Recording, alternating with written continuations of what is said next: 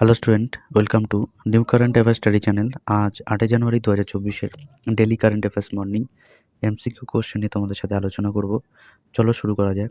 কোন এজেন্সি যৌথভাবে এক্স রিজমের দ্বিতীয় ছবি প্রকাশ করেছে, যেটি মিলিয়ন ডিগ্রি গ্যাস দ্বারা নির্গত এক্স-রের আলোর মতন দেখায়? 1. ESA agency, 2. ইসরোর এজেন্সি, 3. RSA agency, 4. সিএনসিএসএ এজেন্সি। এই চারটি অপশনের মধ্যে কোনটি হবে? সঠিক উত্তর হলো 1. ESA agency. Important point: European space agency যৌথভাবে এক্স রিজমে তোলা দ্বিতীয় ছবি প্রকাশ করেছে। ইএসএ, নাসা এবং জাপানের জ্যাক্সা দ্বারা মিশন ছবিটি কাছাকাছি একটি গ্যালাক্সি ক্লাস্টার অ্যাবেল 2319-এর মতন একটি দেখায়। এটি বেগুনি রঙে আমরা একটি এক্স-রে আলো দেখতে পাই, যেটি মিলিয়ন ডিগ্রি গ্যাস দ্বারা নির্গত হয়, যা এই ছায়াপথগুলির মধ্যে প্রবাহিত হয়। এটি ইএসএ বলেছে। ক্লাস্টারের কেন্দ্রে এই থাকা সুপার ম্যাসিভ ব্ল্যাক হোলের একটি অতীতের প্রভাবে এটি সম্ভবত গ্যাসের মেঘের আকার ধারণ করা হয়েছে। নেক্সট কোশ্চেন: সরকার কয়লা সরবরাহের জন্য বেসরকারি খাতের সংস্থাগুলিকে জড়িত করেছে, কারণ সরকারি সংস্থাগুলির নিজস্ব সীমাবদ্ধ রয়েছে বলে কোন কেন্দ্রীয় কয়লা মন্ত্রী বলেছেন? 1. অনুরাগ বসু, 2. প্রহ্লাদ যোশী, 3. অনিরুদ্ধ অধিকারী, 4. তুষার সরকার। এই চারটি অপশনের মধ্যে কোনটি হবে? সঠিক উত্তর হলো 2. প্রহ্লাদ যোশী। ইম্পর্টেন্ট পয়েন্ট: যে সরকারি সংস্থাগুলি নিজস্ব সীমাবদ্ধ রয়েছে, এই কয়লামন্ত্রী প্রহ্লাদ যোশী বলেছেন, এবং কোল ইন্ডিয়ার মালিকানাধীন সবসময় সরকারের কাছেই থাকবে। নেক্সট কোশ্চেন: ইসরায়েলের সরকারের মুখপাত্র আইলন লেভি আন্তর্জাতিক বিচার আদালতের আইসিজে ইসরায়েলের বিরুদ্ধে মামলা দায়ের করার জন্য কোন দেশের সাথে সমালোচনা করেছেন? 1. অস্ট্রেলিয়া, 2. ইরান, 3. দক্ষিণ আফ্রিকা, 4. বাংলাদেশ। এই চারটি অপশনের মধ্যে কোনটি হবে? সঠিক উত্তর হলো 3. দক্ষিণ আফ্রিকা। নেক্সট কোশ্চেন: প্রথমবার ভারতীয় বায়ুসেনা আইএফ কোন বিমান সম্প্রতি কার্গিল এয়ারস্ট্রিপে নাইট ল্যান্ডিং করেছে?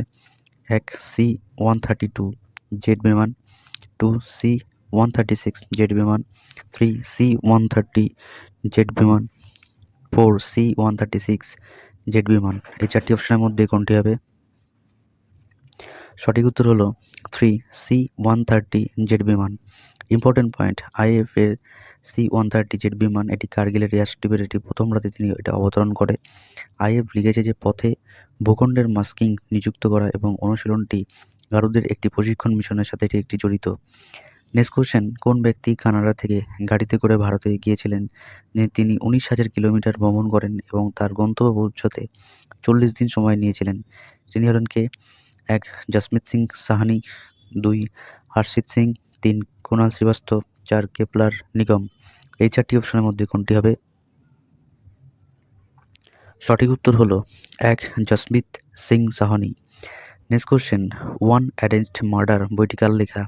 এ. Arundhati Roy, B. Chetan Bhagat, C. Vikram Seth, D. Jhumpa Lahiri. এই চারটি অপশনের মধ্যে কোনটি হবে? সঠিক উত্তর হলো B. Chetan Bhagat. Next question: কোন ভারতীয় মহিলা যিনি 144টি ভাষায় গান গেয়ে গিনেস ওয়ার্ল্ড রেকর্ড গড়েছেন? 1. সুচেতা সতীশ, 2. অমৃতা কর, 3. সুশীলা ধর, 4. অনামিকা সাহা। এই চারটি অপশনের মধ্যে কোনটি হবে?